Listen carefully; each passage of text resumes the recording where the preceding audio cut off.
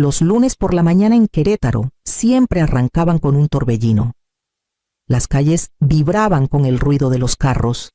Y en mi casita estilo colonial, la cocina olía a pan tostado y café cargado. Alejandra ya estaba de un lado para otro, con el cabello oscuro recogido en una coleta, moviéndose rápido entre la estufa y la mesa. Preparaba 2 loncheras con esa eficiencia que yo, en mis años mozos, envidiaba. «Esta es para ti», dijo, deslizando un recipiente pequeño hacia mí sin levantar la vista. El más grande lo puso junto al maletín de Esteban. Mi hijo apareció con su traje, ajustándose la corbata, mirando la hora como siempre hacía. Le di un beso en la mejilla. Agarré la lonchera que estaba más cerca del borde de la mesa y salí corriendo antes de que alguno de los dos notara algo. En el taller, el aire traía ese aroma familiar a aceites esenciales. Dejé mi bolsa y saludé al doctor Valencia, que hace tiempo cambió los pasillos del hospital por la calma de asesorar en seguridad para mi negocio de jabones artesanales. En un momento de ligereza, saqué el recipiente que Alejandra había preparado. «Fíjate en esto», bromeé, levantando la tapa. Mi nuera nos consiente a Esteban y a mí. La luz dio en el borde del plástico y la expresión de Valencia cambió. Se acercó, frunciendo el ceño, tocó el borde con un dedo y retrocedió de golpe.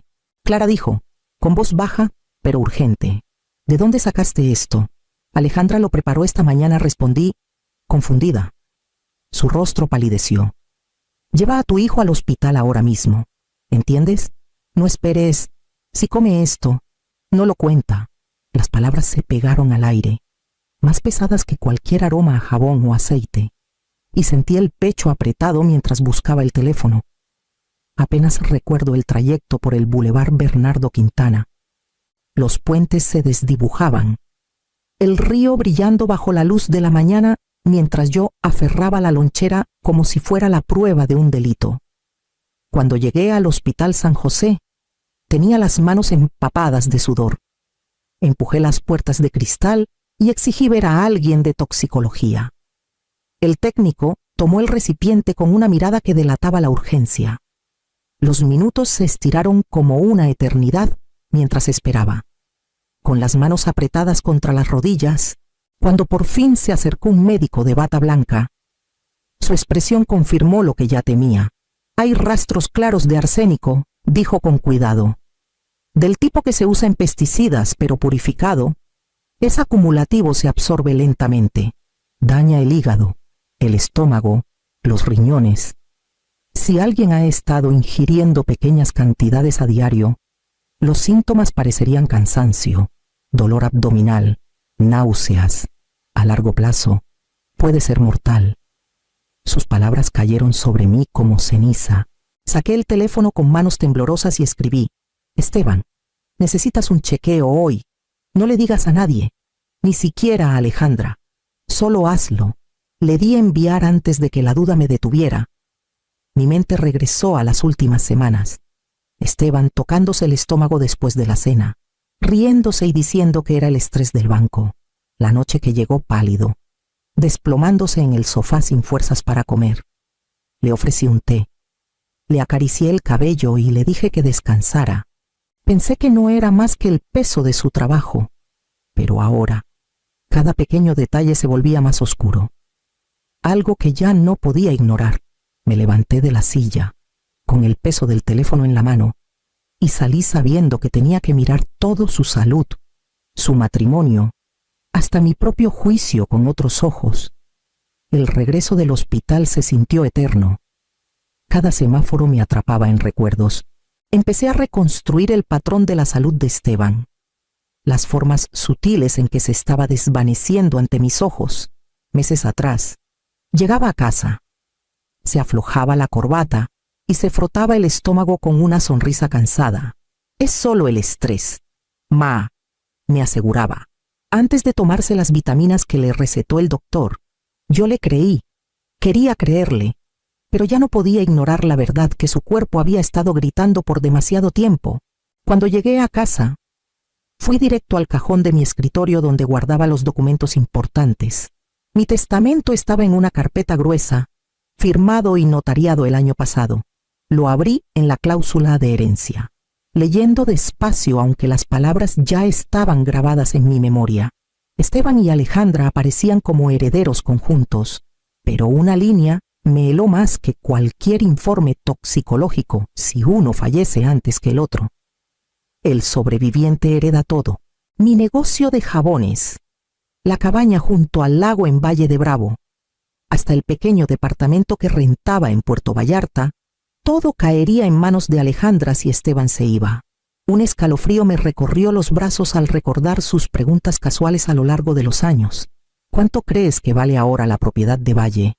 Con el mercado tan alto, ¿no sería más fácil vender el negocio que seguir manejándolo tú sola? En ese momento sonreí, pensando que era curiosidad de juventud. Ahora, esas palabras resonaban diferente, como piedritas que anuncian un derrumbe a punto de sepultarnos. Alejandra siempre parecía dedicada, amable, la hija que nunca tuve, pero parada ahí, con el testamento abierto frente a mí, sentí que esa imagen se desmoronaba. Cerré la carpeta, la guardé de nuevo en el cajón y supe que no podía seguir fingiendo ignorancia. El peso de la sospecha me apretaba el pecho y sabía que era hora de enfrentar la verdad con Esteban antes de que nos consumiera a los dos. Le pedí a Esteban que nos encontráramos a solas en su oficina la mañana siguiente. Pareció sorprendido cuando aparecí en el vestíbulo, pero me llevó por las puertas de cristal a una sala de juntas privada, con la corbata ya floja por el largo día. «Ma, ¿qué pasa?» «Te ves temblorosa», dijo, cerrando la puerta. Puse la carpeta sobre la mesa entre nosotros. Mis manos temblaban mientras sacaba el informe toxicológico y una copia de mi testamento. Él miró los papeles, frunciendo el ceño. «¿Qué es esto?» «Es lo que había en tu lonchera ayer», dije, forzando mi voz a mantenerse firme. «Rastros de arsénico. Y esto toqué el testamento. Muestra qué pasa si mueres antes que yo». «Todo pasa, Alejandra». Su mandíbula se tensó. «No, Alejandra me quiere. Ella no. Ella me cuida todos los días. Prepara mi comida. Ella». Se detuvo, negando con la cabeza. «Esto no tiene sentido». Me acerqué. «Esteban, piensa en los últimos meses. Los dolores de estómago, las náuseas. Has estado agotado de una manera que ningún doctor ha explicado. Me contaste que algunas noches no podías retener la comida. ¿Eso suena a amor o a veneno lento?» Su rostro palideció y vi cómo la lucha se desvanecía de él. Se presionó las sienes, como intentando bloquear las palabras. «Pensé que era estrés», susurró. «Las jornadas largas, la presión del mercado. Pero…» Su voz se quebró. «Dios, ma. ¿Y si tienes razón?» Me acerqué más y le tomé el brazo. «No podemos ignorarlo. Por tu seguridad, por la mía también. Tenemos que involucrar a la policía». Silenciosamente, con cuidado, me miró, con angustia en los ojos, dividido entre la negación y la evidencia frente a él. Luego, lentamente, asintió. «Está bien, hablaremos con la policía», dijo, con la voz ronca. «Pero prométeme algo, déjame protegerte en esto, sea lo que sea que Alejandra esté planeando». «No te tocará», le apreté la mano, aliviada y rota a la vez. Sabiendo que el paso que acabábamos de dar no tenía vuelta atrás, la detective Lorena Campos llegó a mi casa en una mañana gris, cargando un maletín con equipo. Era directa, profesional, con la calma que necesitaba para apoyarme. En una hora instaló cámaras disfrazadas sobre la estufa, una cerca de la despensa y otra en la lámpara del comedor. La observé trabajar con un peso enfermo en el pecho.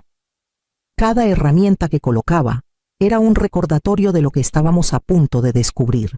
Durante 3 días, esperamos.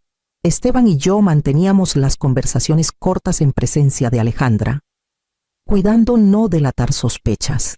Ella seguía siendo la misma de siempre, tarareando mientras picaba verduras, preguntándole a Esteban por sus clientes en el banco, a mí por los pedidos de jabones. Besaba su mejilla al poner los platos en la mesa, como si nada en el mundo estuviera mal. Cuando la detective Campos nos llamó a la comisaría para revisar las primeras grabaciones, mis manos temblaban tanto que Esteban tuvo que sostenerlas en la pantalla. Vi mi cocina en detalle. Alejandra estaba en la mesa. Sus movimientos precisos, sin prisa. Sacó algo de un frasquito cerca del especiero, pellizcó un polvo blanco entre los dedos y lo espolvoreó en la sopa que hervía en la estufa. Revolvió 2 veces. Luego probó con la cuchara y la puso de nuevo. Su rostro tranquilo, casi sereno. La detective pausó el video. Tomamos muestras de esa olla después de que la trajeron. Dijo: «Es arsénico, el mismo compuesto que en la lonchera». No podía respirar. Mi primer impulso fue correr a casa y exigir respuestas. Arrancarle el frasco de las manos y gritar hasta que los vecinos llegaran. Campos me detuvo antes de que las palabras salieran. Aún no. Necesitamos su motivo grabado. Y si es posible, su propia confesión. Si no, podría alegar ignorancia, contaminación, cualquier cosa. Quieren que esto se sostenga en un juicio, ¿verdad? Asentí, pero la contención casi me rompe. Cada comida servida en esa mesa se sentía como un cuchillo más cerca de la garganta de Esteban, y lo único que podía hacer era esperar. Escogí mi momento con cuidado.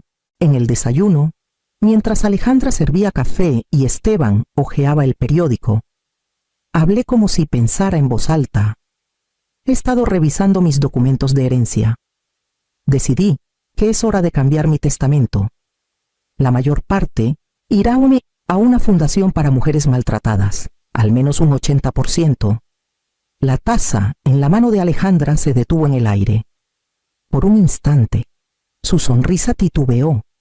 Luego la bajó con suavidad, como si nada, y le preguntó a Esteban por una fecha límite en el trabajo. Dejé que el silencio flotara, fingiendo distracción, pero vi cómo sus dedos se apretaban en el asa. Esa tarde, mientras doblaba ropa en la recámara de huéspedes, escuché su voz a través de las paredes delgadas. Estaba al teléfono, hablando bajo y urgente. «Tiene que ser pronto», susurró. «No puedo esperar más». Mi corazón latía fuerte mientras acercaba el teléfono al ducto de ventilación y grababa. Desde ese día, la tensión en la casa se volvió densa. Las comidas de Alejandra tenían un regusto que no podía ignorar. El jugo de naranja estaba turbio una mañana, con un toque metálico. Una ensalada dejó a Esteban doblado de dolor hasta que le insistí que dejara de comer. Por las noches lo llevé aparte. «No comas lo que te sirve», le dije, apretándole el brazo. «Haz como que comes, mueve la comida, pero no la tragues». Me miró con angustia. «Ma, es mi esposa. ¿Cómo sigo fingiendo porque tu vida depende de eso?», dije con la voz quebrada. Alejandra, mientras tanto, se volvía más cortante. Su risa sonaba frágil. Sus ojos se movían cuando pensaba que nadie la veía. La máscara que había llevado con tanta gracia comenzaban a agrietarse. Y sabía que era cuestión de tiempo antes de que la desesperación la llevara a cometer un error demasiado grande para ocultar. El plan estaba ensayado hasta el último detalle, pero cuando llegó la noche, mis manos no paraban de temblar. Puse la mesa, coloqué las servilletas e intenté calmar mi respiración, mientras el aroma del caldo flotaba desde la cocina.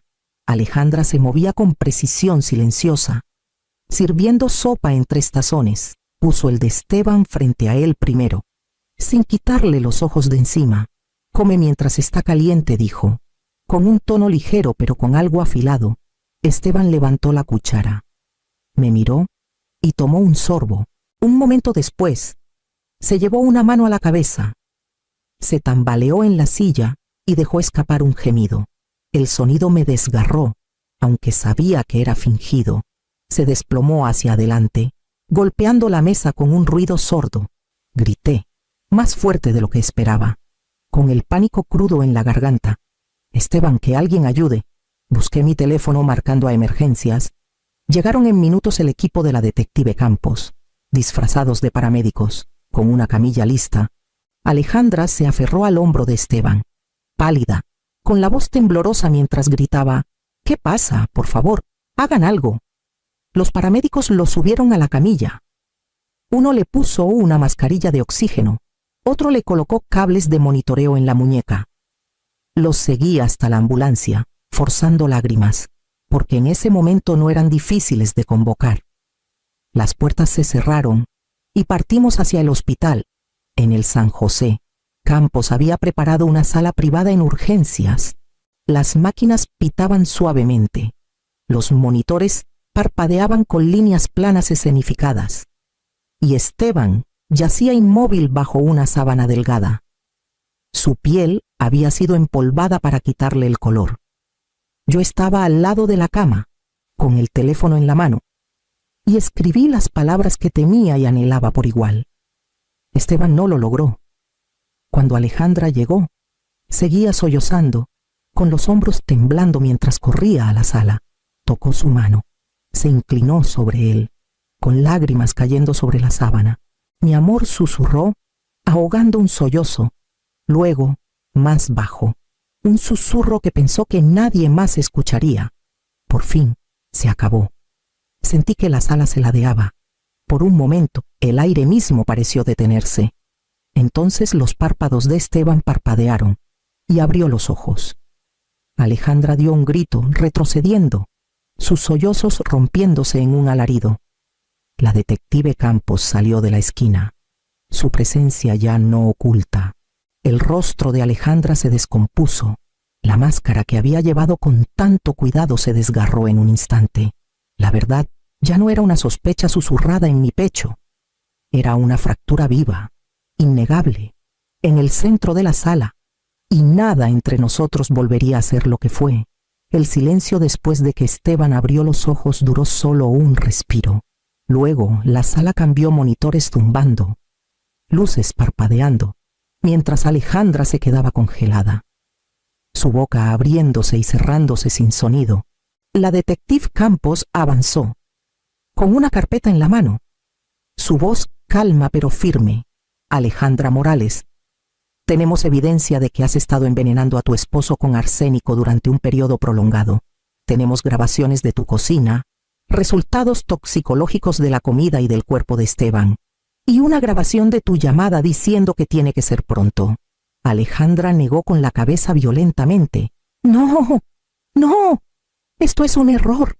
No pueden. Alguien debió manipular. Campos puso la carpeta en la mesa, abriéndola. Imágenes de las cámaras ocultas nos miraban a Alejandra, espolvoreando polvo blanco en la sopa, revolviendo con calma. Otra página mostraba el informe del laboratorio, el análisis químico en líneas frías y ordenadas. Los ojos de Alejandra recorrieron las páginas. Luego volvieron a Esteban, que ahora estaba sentado, pálido pero firme. Su voz se quebró. Esteban, tú me conoces. Sabes que nunca. La mano de Esteban temblaba en la mía, pero no apartó la mirada. Sé lo que vi, dijo, con la voz cruda, por un momento. Alejandra se quedó rígida, su rostro torcido por la negación. Luego, la furia estalló. Está bien, gritó, sus palabras resonando en las paredes estériles. Solo quería el dinero. ¿Crees que quería pasar mi vida raspando mientras ella lo tenía todo? Se suponía que tú lo harías fácil. La sala pareció colapsar a nuestro alrededor. Campos avanzó, sacando esposas de su cinturón. Alejandra Morales, estás bajo arresto por intento de homicidio. Alejandra se resistió una vez.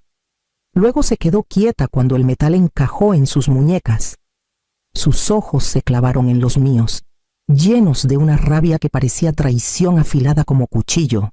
Esto es tu culpa, siseó. Los hombros de Esteban temblaban mientras intentaba calmar su respiración. Le sostuve la mano, mi pulgar contra sus nudillos, anclándolo mientras se llevaban a Alejandra. La puerta se cerró tras ella con un golpe final. Resonante, el peso de lo que se había descubierto se asentó sobre nosotros, más pesado que nada que hubiera cargado antes. Y supe que la lucha solo estaba cambiando de forma. La mañana después del arresto, la noticia estaba en todos lados. El Universal sacó el titular en primera plana: esposa de banquero arrestada por complot de envenenamiento. Los medios pequeños siguieron, repitiendo los mismos detalles sombríos, arrastrando el nombre de Esteban junto al de ella. Tomó una licencia del banco en días. Dijo que era temporal. Pero vi cómo los murmullos lo desgastaban: colegas mirándolo de reojo, clientes evitando contacto visual.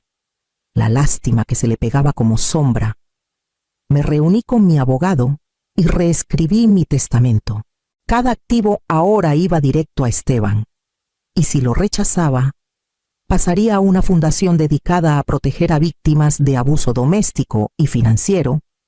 Era la única forma que se me ocurrió para protegerlo a él y el trabajo de mi vida de manos ambiciosas. Por las noches, la casa se sentía insoportablemente silenciosa. Esteban y yo nos sentábamos en la mesa de la cocina con tazas de té intactas, repasando las señales que nos perdimos las comidas con un amargor escondido. El cansancio que atribuimos al estrés, las preguntas de Alejandra sobre propiedades que parecían inofensivas en su momento. Los recuerdos venían como fragmentos, cortando más profundo cada vez que los revisábamos. La terapia se volvió una necesidad, no una sugerencia. Juntos nos sentamos en un consultorio pequeño cerca del centro histórico, con una mujer de ojos amables que nos urgía a hablar lo indecible. Esteban cargaba una culpa pesada, culpándose por no reconocer lo que su cuerpo le decía. Le recordé una y otra vez que confiar no es una debilidad y amar no es un delito. La culpa era de ella, no de él. Aún así, en esos momentos de frágil sanación, me preguntaba si las paredes de nuestra casa volverían a sentirse seguras algún día. Los meses siguientes se alargaron, pero al fin comenzaron a asentarse en algo parecido a la paz. Las pruebas de Esteban mejoraban constantemente, los niveles de arsénico bajaban. Su color regresaba, su energía se restauraba. Las ojeras bajo sus ojos se desvanecían, reemplazadas por una firmeza que no había visto en años. Sonreía con más facilidad, aunque la sombra de la traición aún permanecía en su mirada. Me volqué en el trabajo, pero no del que conocía antes. Con ayuda de mi abogado y amigos de confianza, lancé una fundación en Querétaro, una organización dedicada a apoyar a víctimas de abuso doméstico y financiero oculto. Era un trabajo nacido del dolor, pero anclado en un propósito, una forma de asegurar que lo que casi nos destruyó protegiera a otros. La prensa lo tomó rápido. Al principio temí la atención, pero la cobertura me redefinió no como una figura trágica, sino como una sobreviviente, una defensora que había transformado el dolor en resolución. Esteban estuvo a mi lado en la ceremonia de apertura, con su mano sobre la mía cuando los flashes disparaban. Por toda la ruptura que soportamos, aún estábamos juntos. Eso, me di cuenta, era nuestra victoria silenciosa. De vuelta en casa, un ritual seguía incompleto. En un rincón de mi estudio, guardaba la lonchera, el objeto que lo cambió todo. Durante semanas dudé qué hacer con ella. Quemarla, tal vez tirarla. Pero una noche, mientras la luz se desvanecía entre los altos pinos afuera, la llevé a un pequeño gabinete que había equipado con un candado. La coloqué dentro con suavidad, casi con reverencia, y giré la llave. Ya no era una reliquia de veneno, sino un recordatorio. La codicia casi nos deshizo, pero la verdad prevaleció. El instinto maternal me llevó cuando la razón titubeó. Y el amor, el que perdura a través de la traición y el miedo, nos dio la fuerza para levantarnos de nuevo. Si la prueba revelara que el amor estaba envenenado, ¿mantendrías la ilusión o enfrentarías la verdad?